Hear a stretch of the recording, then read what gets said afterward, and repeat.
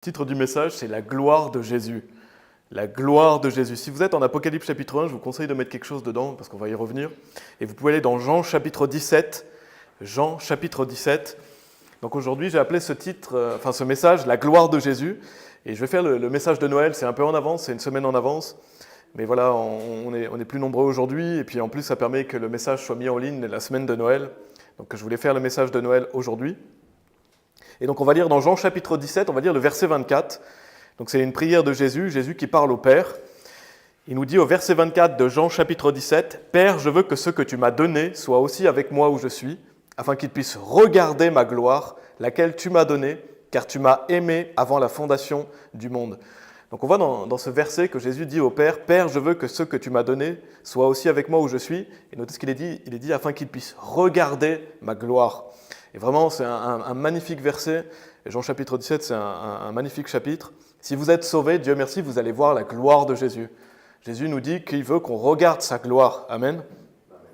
Et donc, je veux faire aujourd'hui un message de Noël centré sur la gloire de Jésus. Et notamment sur la description qu'on a lue en début de message, avant le message de Apocalypse chapitre 1. On va voir la description faite de Jésus-Christ dans son corps de gloire.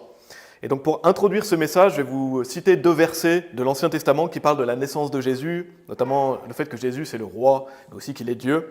C'est Zacharie chapitre 9, verset 9 qui nous dit « Réjouis-toi grandement, ô fille de Sion, acclame, ô fille de Jérusalem, voici ton roi, et le roi ici avec un grand R, vient à toi, il est juste et ayant le salut, humble et monté sur une ânesse, sur un ânon, le poulain d'une ânesse. » Et Ésaïe chapitre 9, verset 6 nous dit aussi « Car un enfant nous est né, un fils nous est donné, et le gouvernement sera sur son épaule. Son nom s'appellera Merveilleux, Conseiller, le Dieu puissant, le Père éternel, le Prince de paix. » Et donc ces deux passages prophétisent la venue de Jésus-Christ et le fait que Jésus-Christ va venir dans le monde, qu'il est le Fils de Dieu. Et donc il y a 2000 ans, aujourd'hui si on célèbre Noël, et c'est, bien sûr c'est le 25 décembre, mais nous on fait le message de Noël aujourd'hui, c'est pour célébrer la naissance de Jésus-Christ.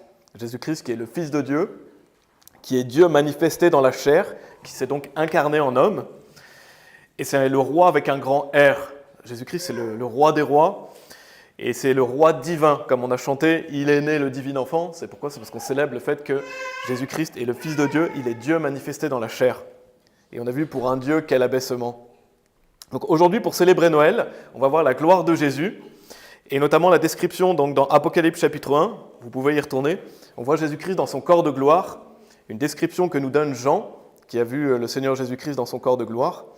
Et à travers Apocalypse chapitre 1, on peut voir plusieurs choses, plusieurs symboles, notamment des vertus de Jésus-Christ, de qui est Jésus-Christ, et certains de ses attributs et de son pouvoir aussi.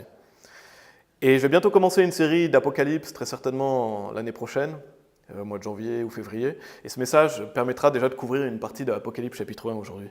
Donc on va relire Apocalypse chapitre 1, des versets 13 à 18. Apocalypse chapitre 1, versets 13 à 18, la Bible dit « Et au milieu des 7 chandeliers, quelqu'un semblable au Fils de l'homme. » Donc bien sûr, Fils de l'homme, c'est Jésus-Christ. « Vêtu d'un vêtement descendant jusqu'aux pieds, ayant la poitrine ceinte d'une ceinture d'or. Sa tête et ses cheveux étaient blancs comme la laine, aussi blancs que la neige, et ses yeux étaient comme une flamme de feu, et ses pieds semblables à du beau cuivre, comme s'il brûlait dans une fournaise, et sa voix comme le bruit de beaucoup d'eau. Et il avait dans sa main droite 7 étoiles, et de sa bouche sortait une épée acérée à double tranchant, et sa figure était comme le soleil qui brille dans sa vigueur. Et quand je le vis, je tombais à ses pieds comme mort, et il posa sa main droite sur moi, me disant « N'aie pas peur, je suis le premier et le dernier. Je suis celui qui vit et qui était mort, et voici, je suis vivant à toujours. Amen. Et j'ai les clés de l'enfer et de la mort. » Donc ici, vous voyez une description de Jésus dans son état glorifié, dans son corps de gloire. Et c'est vraiment un de mes chapitres préférés, ce passage est vraiment un de mes passages préférés, parce qu'on peut voir vraiment une description de notre Sauveur. On peut voir à quoi ressemble Jésus-Christ, qui est notre roi, n'est-ce pas? Et malheureusement, de nos jours, et vous pouvez aller dans Actes chapitre 17, et comme j'ai dit, gardez quelque chose dans Apocalypse chapitre 1. Malheureusement, de nos jours, on peut voir beaucoup de fausses images de Jésus-Christ. Vous pouvez voir des fausses images de Jésus dans les films, dans les séries, dans les livres. Et Jésus ne ressemble pas à ces abominations qu'on peut voir dans les films, dans les livres ou dans les séries. Déjà, la Bible ne nous décrit pas vraiment à quoi ressemblait Jésus-Christ. Donc il n'y a pas une description du physique de Jésus-Christ, mis à part le passage qu'on va lire un peu plus tard, mais on n'a presque aucun détail sur Jésus-Christ. Et la Bible nous dit de ne pas faire d'image de Jésus-Christ. Donc je vais vous lire Deutéronome chapitre 4, versets 15 et 16, où il est dit « Prenez donc bien garde à vous-même, car vous n'avez vu aucune ressemblance au jour où le Seigneur votre Dieu vous parla, à Horeb, du milieu du feu, de peur que vous ne vous corrompiez et que vous ne vous fassiez quelque image taillée à la ressemblance d'une quelconque figure, l'apparence d'un mâle ou d'une femelle. » Donc on ne doit pas faire d'image taillée. On ne doit pas faire d'image taillée de Dieu, ni du Fils, ni du Père, ni du Saint-Esprit. Et toute image que vous pouvez voir circuler de Dieu, c'est un faux Dieu. Ce n'est pas le vrai Dieu de la Bible. Le Jésus que vous voyez dans les films, dans les séries, c'est un faux Dieu. Et vous pouvez voir dans Actes chapitre 17, versets 28 et 29, Actes chapitre 17, versets 28 et 29, il est dit « Car en lui nous vivons et nous nous mouvons et avons notre existence, comme certains aussi de vos poètes ont dit, car nous sommes aussi sa progéniture. Alors, puisque nous sommes la progéniture de Dieu, nous ne devons pas penser que la déité soit semblable à de l'or, ou à de l'argent, ou à de la pierre taillée par l'art et l'invention de l'homme. » Donc, on voit vraiment que la Bible dénonce clairement le fait de faire une image de Dieu, faire des statues de Dieu, etc. Et Jésus n'avait pas les cheveux longs. Souvent, on voit des images de Jésus avec les cheveux longs. Jésus n'avait pas les cheveux longs. Et il n'avait pas de robe non plus. Il ne s'habillait pas en robe, il s'habillait comme un homme. La robe est un vêtement pour femme. Et les cheveux longs, c'est une honte pour un homme d'avoir les cheveux longs. Donc Jésus-Christ, qui est le Fils de Dieu, montrait l'exemple. Il avait les cheveux courts, bien sûr. Donc les images qu'on voit de Jésus-Christ, c'est un faux Dieu. Et nous, on n'accepte pas ça. Et donc souvent, on peut voir par exemple un Jésus avec les yeux bleus, blonds. Ça m'étonnerait que Jésus-Christ était blond aux yeux bleus. Ou vous pouvez voir un Jésus hippie ou un Jésus efféminé. Tout ça, c'est des abominations. On ne veut pas de ce faux Jésus-Christ. Notre Jésus-Christ ne ressemble pas à ça. Donc ne faisons pas d'image de Jésus. Et vous pouvez aller dans Ésaïe chapitre 53. Ésaïe chapitre 53.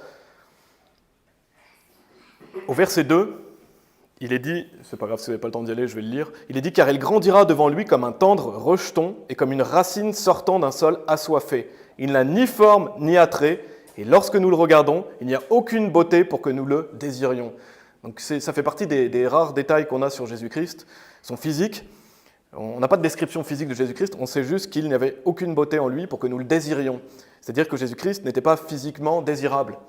C'était quelqu'un qui n'était pas forcément beau physiquement. Jésus-Christ, il est beau spirituellement. Il est le Fils de Dieu. Il n'y a pas plus beau que lui spirituellement, mais physiquement, il n'avait rien qu'on puisse désirer. Il n'avait pas, voilà, les gens ne disaient pas « Ah, c'est forcément Jésus-Christ parce qu'il est beau ». Non. Jésus-Christ, il est dit, il n'a ni forme ni attrait, et lorsque nous le regardons, il n'y a aucune beauté pour que nous le désirions. Donc Jésus-Christ, dans son corps de chair, n'était pas forcément beau. Donc il est beau spirituellement. Donc maintenant, on a vu, voilà, je pourrais faire un message complet là-dessus, mais je voulais mentionner ça brièvement. À quoi ne ressemble pas Jésus-Christ ? Il ne ressemble pas à ces fausses images, ces faux dieux qu'on peut voir. Et maintenant, on va voir à quoi ressemble Jésus-Christ. Donc retournez dans Apocalypse chapitre 1, on va voir à quoi ressemble Jésus, et notamment dans son corps de gloire. À quoi ressemble Jésus-Christ dans son corps de gloire. Et on va voir à travers Apocalypse chapitre 1 plusieurs symboliques de ses vertus, de son pouvoir notamment. Donc on va commencer au verset 14. Apocalypse chapitre 1, verset 14.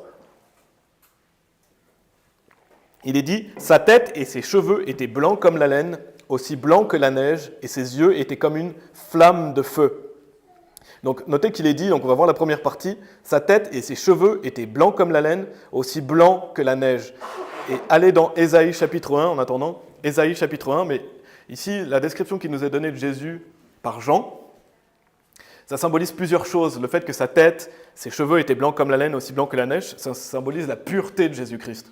Sa pureté, parce que le blanc symbolise souvent la pureté, mais aussi sa sainteté. Au début du verset de, je vais vous lire Habakkuk, chapitre 1, verset 13, au début du verset, il est dit « Tu as les yeux trop purs pour contempler le mal ». Donc Dieu, il a les yeux trop purs pour voir le mal, parce que Dieu est pur. Dieu est parfaitement pur, et Dieu est saint. Donc, dans Ésaïe chapitre 1, je vais vous lire le verset 18. Vous verrez qu'on retrouve cette notion de laine, on retrouve cette notion de neige dans Ésaïe chapitre 1, verset 18. Il est dit « Venez maintenant et plaidons ensemble, dit le Seigneur, bien que vos péchés soient comme l'écarlate, ils seront blancs comme neige, bien qu'ils soient rouges comme le cramoisi, ils seront comme laine. » Donc on retrouve cette notion de laine, de neige, comme on a vu dans Apocalypse chapitre 1. Pourquoi? Parce que Jésus-Christ, il s'est fait pécher pour nous. Lui qui était sans péché, il s'est fait pécher pour nous, afin que quand on croit en lui, on est purifié, on est justifié, on est rendu pur comme la neige, on est rendu pur comme la neige, blanc comme la neige. Et donc, on est sanctifié une fois pour toutes. Donc, par la pureté, par la sainteté de Jésus-Christ, on est rendu pur. Et donc, on voit vraiment dans Ésaïe chapitre 1, verset 18, cette notion de que nos péchés sont rendus blancs comme neige, et que, bien qu'ils soient rouges comme le cramoisi, ils seront comme laine. Donc, en fait, ça nous rappelle quoi dans Apocalypse chapitre 1, verset 14? Sa tête et ses cheveux étaient blancs comme la laine, aussi blancs que la neige. Ça nous rappelle le fait que Jésus est le Sauveur. Donc, rien que par sa description physique, de ses cheveux, de son visage, de sa tête, ça rappelle que Jésus est le Sauveur, et qu'il n'y a pas d'autre Sauveur que lui. Il n'y a que lui qui peut vous purifier, il n'y a que lui qui peut vous rendre saint. Donc, cette blancheur, cette sainteté du Seigneur Jésus-Christ, elle est même visible quand on a une description de lui dans son corps de gloire. Et c'est un magnifique symbole. Donc, bien sûr, la laine, qu'est-ce que ça vous rappelle aussi, la laine? Ça rappelle le fait qu'il est l'agneau de Dieu. Jésus-Christ est l'agneau de Dieu et qui est venu ôter le péché du monde. Et vous pouvez aller dans Daniel chapitre 7. Daniel chapitre 7. Donc là, on étudie Apocalypse chapitre 1, le début du verset 14. Sa tête et ses cheveux étaient blancs comme la laine, aussi blancs que la neige. Donc on voit ce magnifique symbole du fait que Jésus est le Sauveur, qu'il nous purifie, qu'il est saint, et aussi bien sûr qu'il est l'agneau de Dieu. Mais il y a aussi autre chose, c'est que la couleur blanche de ses cheveux, ça rappelle aussi le fait que Jésus-Christ, il est de toute éternité, il est le Fils de Dieu éternel. Vous pouvez aller dans Daniel chapitre 7, donc versets 21 et 22. Il est dit « Je contemplais, et cette corne faisait la guerre aux saints et prévalait sur eux. » Donc là, ça parle de l'Antichrist. Jusqu'à ce que l'ancien des jours vînt, et que le jugement fût donné au sein du Très-Haut, et que le temps arriva, où les saints posséderont le royaume. On voit l'ancien des jours, c'est Jésus-Christ. Jésus-Christ, il est appelé l'ancien des jours. Pourquoi? Parce qu'il est de toute éternité. Il a toujours été, il est le Fils de Dieu éternel. Jésus-Christ n'a pas commencé d'exister quand il s'est incarné. Il existait déjà. Et on a plusieurs apparences du Seigneur Jésus-Christ dans l'Ancien Testament. Mais voilà, le Fils de Dieu, il est l'ancien des jours. Donc, ses cheveux blancs, ça rappelle quoi? Ça rappelle le fait que Jésus-Christ est le Fils de Dieu éternel, son ancienneté. Et donc, Jésus-Christ, bien sûr, est Dieu. Vous pouvez aller dans Proverbes chapitre 16. Proverbes chapitre 16. Je vais vous lire Job chapitre 12, verset 12. Il est dit « La sagesse est chez les gens âgés et dans le nombre de jours est l'intelligence. » Donc, normalement, quelqu'un qui est âgé devrait montrer de la sagesse. Pourquoi? Parce qu'avec la vie, on acquiert de l'expérience. Avec la vie, on écoute des enseignements, on lit la Bible.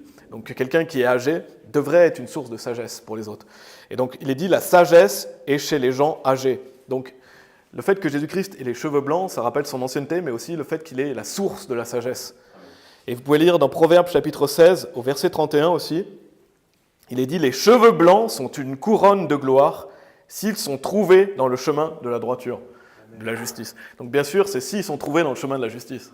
Ce n'est pas automatique. Mais normalement, ça devrait être le cas. Normalement, quelqu'un qui a les cheveux blancs devrait être trouvé dans le chemin de la justice. Et donc, dans ces cas-là, c'est une couronne de gloire. Et donc, on voit que Dieu met en valeur l'ancienneté. Et donc, Jésus-Christ, avec cette couleur de cheveux, montre sa sagesse. Et lui, il avait véritablement une couronne de gloire, parce qu'il est la source de sagesse. Donc, le point que je veux faire, c'est que la couleur des cheveux de Jésus-Christ nous rappelle son ancienneté et sa sagesse. Dans Colossiens chapitre 2, verset 3, il est dit « En qui sont cachés tous les trésors de sagesse et de connaissance. » Donc Jésus-Christ est la source de toute sagesse. Amen. Donc ça, c'était la première partie de Apocalypse chapitre 1, verset 14. Maintenant, on va lire la deuxième partie, où il est dit « Et ses yeux étaient comme une flamme de feu. » Et vous pouvez aller dans 2 Chroniques chapitre 16, dans l'Ancien Testament, 2 Chroniques chapitre 16. Et donc, qu'est-ce que ça rappelle, qu'est-ce que ça symbolise aussi, le fait que ses yeux étaient comme une flamme de feu? Ça symbolise l'omniprésence de Dieu. Dieu est omniprésent. Donc Jésus-Christ est Dieu. Dieu est 3 personnes, un seul Dieu. Mais Dieu, il voit toutes choses. Il est omniprésent. Donc ses yeux courent ça et là sur la terre et il voit tout ce que vous faites. Il voit tout ce qui se passe sur terre. Donc ça rappelle son omniprésence avec ses yeux qui peuvent percer à travers les choses, percer à travers les êtres humains même. Donc dans 2 Chroniques chapitre 16, on peut lire au verset 9, « Car les yeux du Seigneur courent ça et là sur toute la terre, afin qu'il se montre fort en faveur de ceux dont le cœur est parfait envers lui. En cela, tu as agi follement, c'est pourquoi désormais tu auras des guerres. » Donc on peut imaginer le Seigneur sur son trône, ses yeux, ils courent ça et là sur toute la terre. Ça veut dire qu'il voit tout ce qui se passe, il voit tout ce qu'on pense, il voit dans notre cœur, afin qu'il se montre fort en faveur de ceux dont le cœur est parfait envers lui. Donc Dieu perce à travers tout. Donc Dieu voit notre cœur. Et donc Dieu voit les motifs de notre cœur. C'est pourquoi, attention à pourquoi on fait les choses. Dieu voit pourquoi on fait les choses. Il n'y a rien qu'on puisse cacher à Dieu, rien ne peut être caché devant lui. Et donc cette notion des yeux comme une flamme de feu, ça rappelle le fait que Jésus-Christ est Dieu et il est omniprésent. Donc il peut voir tout ce que vous pensez, tout ce que vous faites, tout ce que vous dites. Et c'est vraiment encourageant parce qu'il est dit afin qu'il se montre fort en faveur de ceux dont le cœur est parfait envers lui. Donc je vous encourage vraiment à avoir un cœur parfait, avoir un cœur pur, parce que Dieu va se montrer fort en votre faveur. Et si vous vous dites « Ah, moi, je n'ai pas vraiment le cœur pur, je n'ai pas vraiment un cœur parfait », priez pour ça. Priez pour que Dieu fasse en vous un cœur net. Priez pour que Dieu purifie votre cœur. Et on doit avoir cette volonté d'être des meilleures personnes, d'avoir un cœur plus pur. Et je ne sais pas pour vous, mais j'ai envie que Dieu se montre en faveur, en ma faveur. Et pour ça, il faut avoir un cœur parfait envers lui. Bien sûr, parfait, ça veut dire complet. Ça ne veut pas dire qu'on est sans péché. Mais parfait, ça veut dire qu'on veut bien faire les choses. On met Dieu en premier. Et donc, voilà, priez pour que Dieu, on doit tous prier, pour que Dieu purifie notre cœur, que Dieu nous rende meilleurs. Et donc, dans Apocalypse chapitre 1, au verset 14 qu'on a vu, on voit l'omniprésence de Dieu qui voit tout. Ses yeux percent à travers tout. Et quand vous pensez au feu aussi, le feu est quelque chose qui purifie, mais qui peut détruire aussi. Le feu, ça purifie ou ça détruit. Dans Proverbes chapitre 15, vous pouvez aller dans Proverbes chapitre 15, vous pouvez y aller, parce qu'après, ce sera Proverbes chapitre 16. Mais on a encore cette notion des yeux du Seigneur. Donc vraiment, là, je voulais souligner, quand il est dit « Et ses yeux étaient comme une flamme de feu », le fait que Dieu est omniprésent, qu'il voit tout. Proverbes chapitre 15, au verset 3, il est dit « Les yeux du Seigneur sont en tout lieu », tous les lieux. Donc vous ne pouvez pas vous cacher de Dieu, vous ne pouvez pas faire quelque chose en secret devant Dieu, non. Les yeux du Seigneur sont en tout lieu, observant les malveillants et les bons. Dieu observe aussi bien les mauvais que les bons. Et donc Dieu voit tout. Donc avant de commettre des péchés, pensez à ça. Pensez à que Dieu, il vous voit. Dieu, il voit ce que vous êtes en train de faire. Donc ça doit instaurer la crainte de Dieu dans notre cœur et la volonté de plaire à Dieu. Et donc n'oubliez pas que Dieu voit ce que vous faites en secret, mais aussi Dieu voit ce que vous faites de bien. Dieu voit ce que vous faites de bien. Donc ça, c'est vraiment quelque chose de réjouissant. Quand vous faites quelque chose, Dieu le voit. Par exemple, quand vous lisez la Bible par vous-même, quand vous priez par vous-même, quand vous faites du bien aux autres, quand vous allez évangéliser, Dieu, il voit ces choses. Donc Dieu voit ce que vous faites et ça doit nous encourager parce que peut-être que certaines fois vous n'êtes pas assez encouragé, vous ne vous sentez pas assez encouragé par les autres ou vous vous dites voilà j'ai pas assez d'encouragement et nous en plus on est un petit groupe. Donc des fois on peut se sentir pas assez encouragé ou on peut se sentir seul, mais n'oubliez pas que Dieu voit ce que vous faites. Dieu est là pour vous, il note ce que vous faites. Et c'est le meilleur encouragement possible. N'oubliez pas que Dieu est là pour vous, il voit ce que vous faites. Donc même si des personnes et des êtres humains ne vous encouragent pas, Dieu voit ce que vous faites. Donc ça doit nous encourager. Même si personne ne vous remercie pour ce que vous faites, Dieu il note ce que vous faites. Et chacun va être récompensé selon ses œuvres. Donc ça c'est vraiment un encouragement de savoir que Dieu voit tout et que même si vous vous sentez un peu seul ou pas assez encouragé, pas assez remercié, Dieu il note ces choses-là. Et donc, non seulement Dieu voit ça, mais Dieu voit aussi les péchés que vous commettez. Donc, n'oubliez pas ça. Proverbe chapitre 16. Donc, on a lu Proverbe chapitre 15, verset 3. Moi, c'est vraiment quelque chose que je trouve vraiment rassurant, parce que des fois, on voit des gens vraiment faire des choses abominables ou des mauvaises choses, mais Dieu, il note ces choses-là. Dieu, il n'oublie pas. Bien sûr, on espère que les gens soient sauvés, on espère qu'ils soient purifiés de leurs péchés, mais Dieu voit tout ce qui se passe. Proverbe chapitre 16, verset 2, il est dit « Tous les chemins d'un homme sont purs à ses propres yeux, mais le Seigneur pèse les esprits. » Donc Dieu est là pour peser les esprits. Donc priez pour que Dieu purifie votre cœur, mais priez aussi pour que vous ayez les bons motifs quand vous faites les choses. Faire les choses pour des bonnes raisons.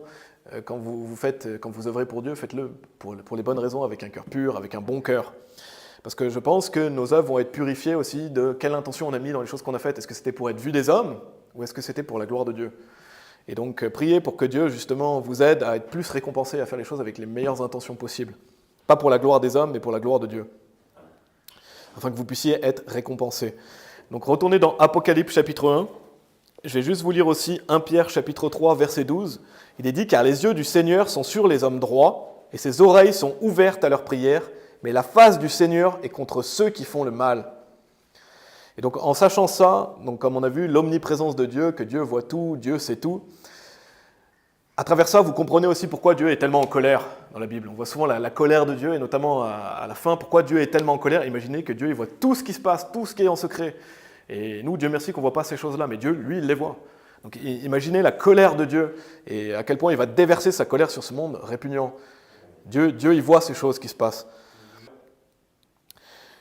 Apocalypse chapitre 1, donc verset 15, là on a vu le verset 14, on a vu plusieurs symboles, plusieurs attributs du Seigneur Jésus-Christ à travers le verset 14. N'oubliez pas, le titre du message, c'est la gloire de Jésus. Apocalypse chapitre 1, verset 15, il est dit « Et ses pieds semblables à du beau cuivre, comme s'il brûlait dans une fournaise, et sa voix comme le bruit de beaucoup d'eau. » On va voir la première partie, où il est notion des pieds du Seigneur Jésus-Christ, où il est dit qu'ils sont semblables à du beau cuivre, comme s'il brûlait dans une fournaise.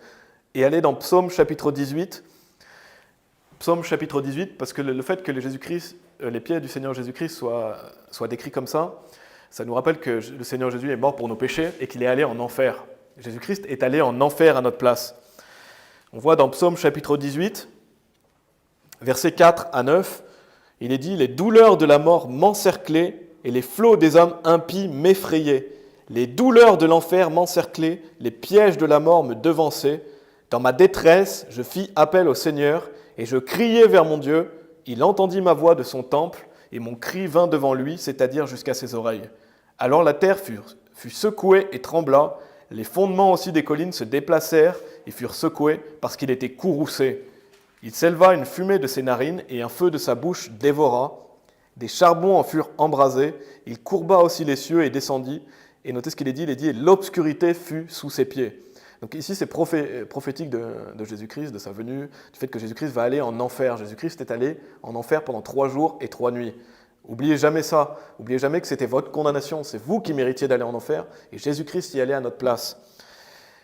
Et donc le fait que ses pieds sont semblables à du beau cuivre, comme s'il brûlait dans une fournaise, ça nous rappelle le fait que Jésus-Christ a mis les pieds en enfer pour nous. Il est littéralement allé en enfer pendant 3 jours et 3 nuits. Il est dit « Les douleurs de l'enfer m'encerclaient, les pièges de la mort me devançaient. » Et regardez au verset 9, il est dit « L'obscurité fut sous ses pieds. » Donc on voit cette notion de pied comme on a vu dans Apocalypse chapitre 1. Et donc Jésus-Christ est vraiment allé en enfer pour nos péchés. Donc quand on célèbre la naissance de Jésus-Christ, on se rappelle de ce que Jésus a fait pour nous aussi. Je vais vous lire 2 passages du Nouveau Testament. Allez dans Psaume 56, si vous voulez bien, Psaume chapitre 56. Je vais vous lire 2 passages du Nouveau Testament qui montrent que Jésus-Christ est allé en enfer.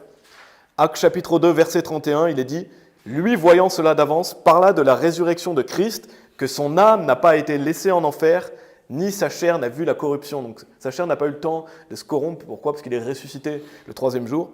Mais son âme n'a pas été laissée en enfer, ce qui veut dire qu'il est allé en enfer. Jésus-Christ est littéralement allé en enfer. Et Luc chapitre 12, versets 49 et 50 nous dit « Je suis venu pour envoyer le feu sur la terre, et que veux-je s'il est déjà allumé, mais j'ai un baptême dont je dois être baptisé, et combien suis-je confiné jusqu'à ce qu'il soit accompli ?» Et n'oubliez pas que l'enfer existe vraiment. L'enfer existe vraiment, des personnes vont en enfer. Il ne faut pas oublier ces choses-là, il ne faut pas oublier que Jésus-Christ y est allé à notre place. Et si nous, on ne va même pas mettre les pieds une seule seconde en enfer, c'est grâce à lui. Parce que nous, on méritait d'y aller. Et Jésus-Christ, puisqu'il a mis les pieds pour nous là-bas, on n'a même pas à mettre les pieds une seule seconde en enfer. Donc Dieu merci pour ça. Et donc Psaume 56, verset 13, il est dit « Car tu as délivré mon âme de la mort, n'empêcherais-tu pas mes pieds de trébucher, afin que je puisse marcher devant Dieu dans la lumière des vivants ?»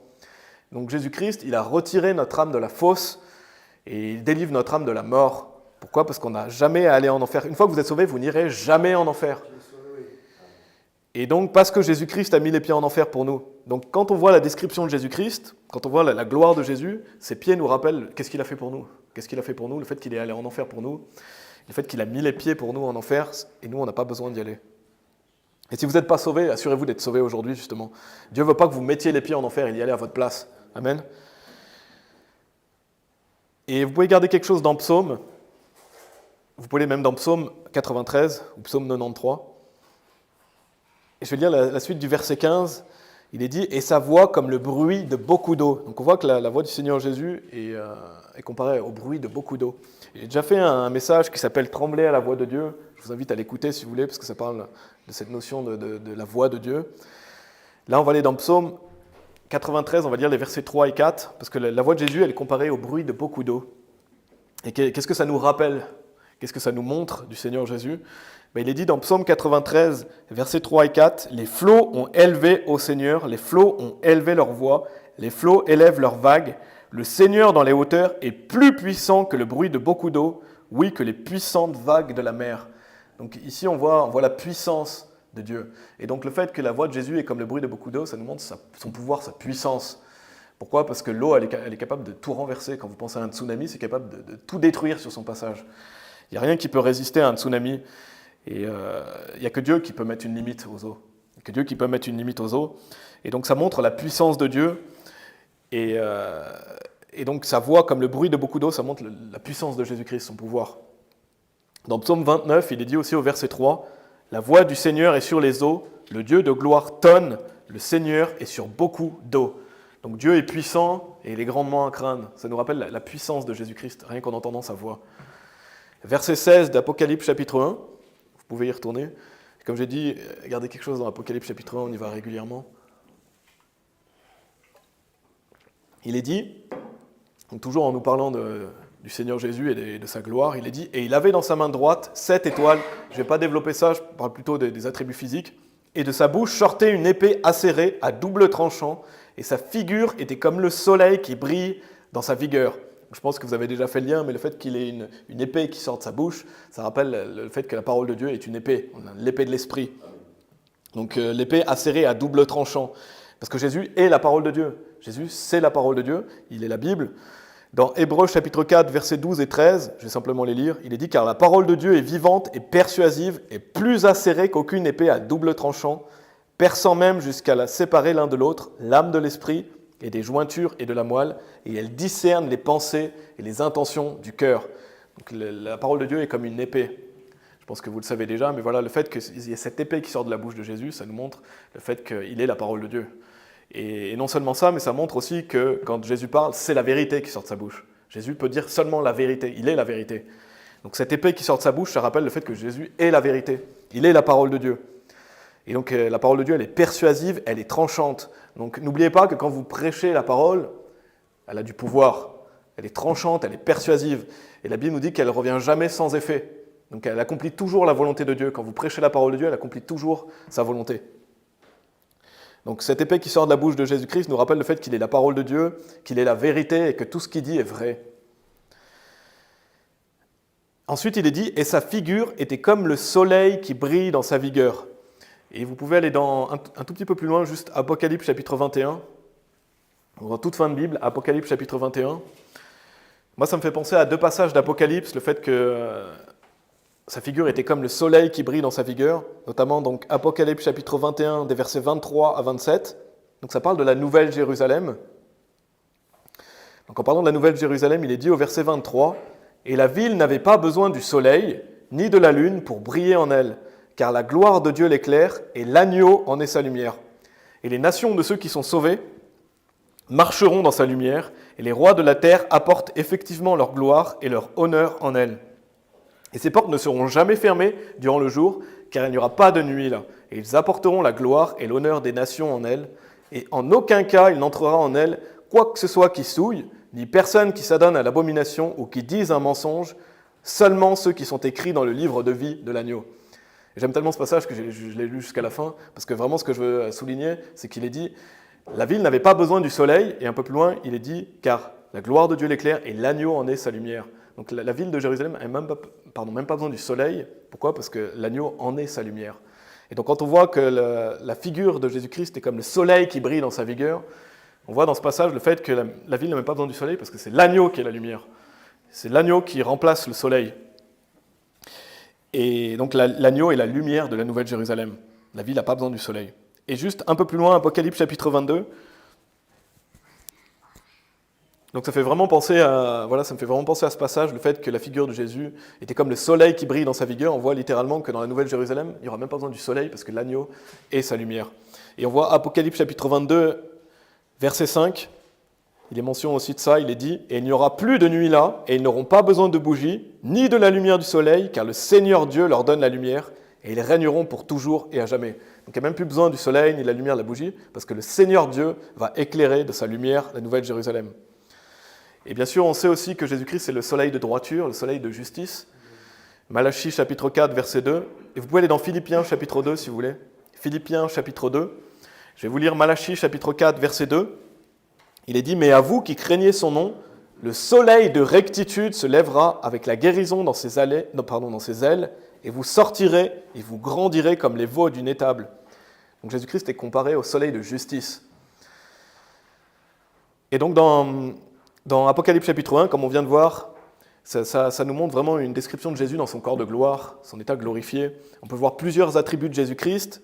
Pour un petit rappel, on voit son pouvoir, on voit son omniprésence, on voit sa puissance, on voit sa gloire, on voit le fait qu'il est le sauveur, que c'est le seul qui peut nous purifier. C'est lui le salut des hommes et il est la parole de Dieu. Donc à travers ce message de Noël, je n'ai pas terminé, mais à travers ce message de Noël, je voulais vraiment qu'on voit la gloire de Jésus-Christ ensemble. Et qui est-ce qu'on loue? Quand on loue Dieu, qui est-ce qu'on loue? On loue le Seigneur Jésus-Christ et on voit à quel point Jésus-Christ est grand et merveilleux. Donc on va faire une application pratique pour finir ce message. Si vous êtes dans Philippiens chapitre 2, on va faire une application pratique, je vais donner 2 points. C'est que si vous voulez être plus glorifié dans le royaume de Dieu, qu'est-ce que vous devez faire?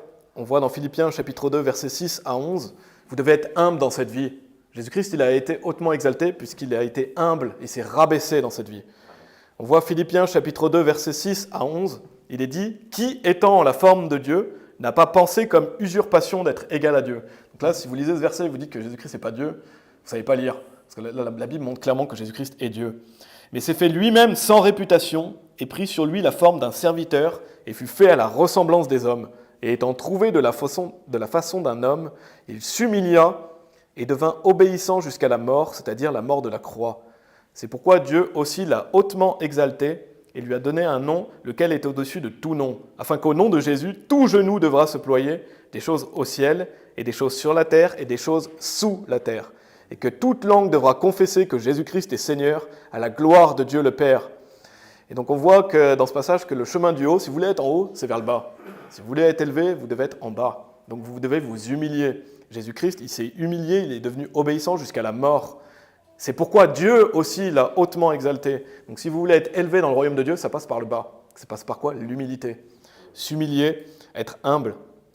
Dans Proverbes chapitre 15, verset 33, il est dit « La crainte du Seigneur est l'instruction de la sagesse, et avant l'honneur et l'humilité. » Jésus-Christ, avant d'être dans son corps de gloire ici, quand il a été ressuscité, il a passé une vie humble.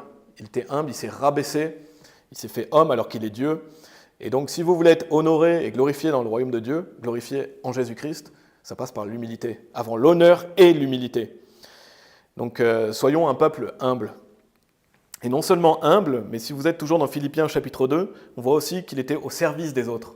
C'est sûr, ça pourrait faire un message complet aussi, mais c'est 2 clés essentielles. Si vous voulez avoir un meilleur corps de gloire, si vous voulez être glorifié avec Jésus, ça passe par l'humilité et le service. On le voit ici qu'il est dit « et pris sur lui la forme d'un serviteur ». Ça veut dire qu'on doit être au service des autres. En tant que chrétien, on doit servir les frères et sœurs, on doit servir l'église locale, on est toujours au service. Et donc pour notre groupe, mettez-vous au service des autres, mettez-vous au service des frères et sœurs, mettez-vous au service du groupe. Et ça veut dire quoi? Ça veut dire prenez des initiatives et faites des choses pour le groupe. En fait, quand on va dans une église, nous on n'est pas une église, mais on est un groupe, mais on fonctionne comme une église, on ne doit pas être là, on ne doit pas avoir cette attitude de se dire qu'est-ce que le groupe va m'apporter, mais plutôt qu'est-ce que je vais apporter au groupe. C'est ça qu'on veut savoir. Qu'est-ce que vous allez apporter? Pourquoi vous venez ici? C'est pour servir Dieu. Ce n'est pas pour être servi, c'est pour servir. Et Jésus-Christ a servi les autres. Il est venu pour servir. De même, quand on est dans une église locale ou dans un groupe comme nous, on se met au service des autres. Donc ça passe par quoi? Ça passe par, voilà, nous on a une salle, on a un local, c'est la préparation du local, c'est accueillir les autres, comme a dit Arthur. On doit accueillir les autres, on doit les faire se sentir à l'aise, leur expliquer comment ça se passe. Ça peut être par la musique, la prédication. Mais voilà, quand on va dans une église, on se demande qu'est-ce que je peux faire? Et si vous ne savez pas, vous pouvez demander. Qu'est-ce que je peux faire pour aider? En quoi je serai utile? Quels sont les dons que j'ai, que je peux mettre au service des autres? Par exemple, si vous êtes quelqu'un d'hospitalier qui aimait aller vers les autres, accueillez les nouvelles personnes. Et soyez accueillants et regardez ce que vous pouvez faire pour aider. Et c'est ça, être un serviteur. Et nous, Dieu merci, on n'a pas le ménage à faire, mais peut-être qu'un jour, on aura une salle où il y aura le ménage à faire, peut-être qu'un jour, il y aura plus de choses à faire dans cette salle. Mais il y a toujours des choses à faire, et posez-vous cette question, comment je pourrais être utile, et en quoi je pourrais être utile quand vous allez dans une église. Et donc le titre du message qui est la gloire de Jésus, si vous voulez être dans un corps plus glorieux, si vous voulez être glorifié à Christ, ça passe par l'humilité et le service. Notamment, bien sûr, il y a d'autres choses. Deuxième point que je veux faire, vous pouvez retourner dans Apocalypse chapitre 1. J'ai bientôt terminé. Apocalypse chapitre 1.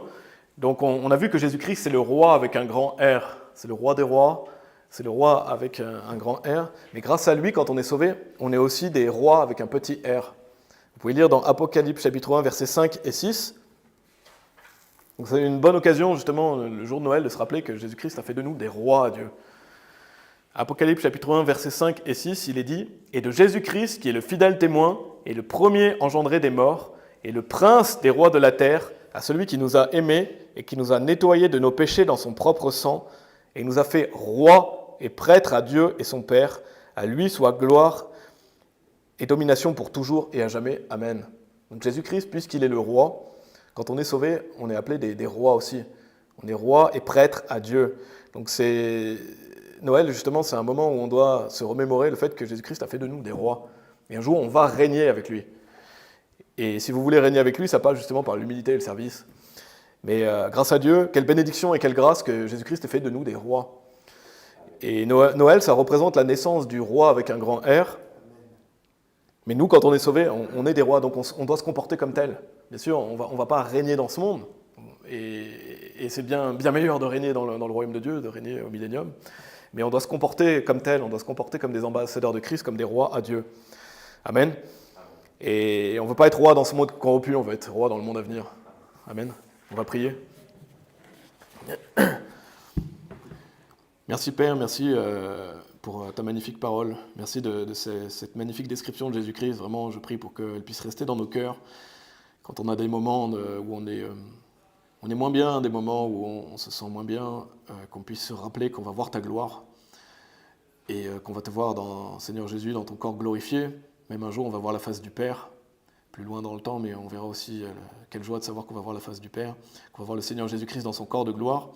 Merci Père pour toute cette description où il y a beaucoup de choses à dire, et je suis sûr qu'il y a encore beaucoup de choses à dire à ce sujet.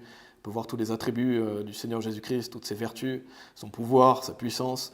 Ça nous rappelle qui est-ce qu'on célèbre, et je prie pour que chacun d'entre nous qui sommes ici, ne prêtons pas attention à ces fausses images de Dieu ou ces fausses images qu'on peut voir aujourd'hui, mais plutôt que dans notre esprit, on puisse voir la gloire du Fils, et que quand on chante ta gloire cet après-midi, quand on va évangéliser, je prie pour qu'on puisse se rappeler de cette merveilleuse image du Seigneur Jésus. Et merci Seigneur de nous avoir montré aussi l'exemple d'humilité et de service. Je prie pour que nous puissions, dans cette année 2023 qui vient, nous améliorer, être plus au service des autres, être plus humbles. Et merci d'avoir fait de nous des rois qui pourront célébrer le vrai grand roi, le Seigneur Jésus. Merci Père, on prie pour tout le reste de l'après-midi. Et je prie pour que tu nous gardes au chaud au nom de Jésus-Christ. Amen.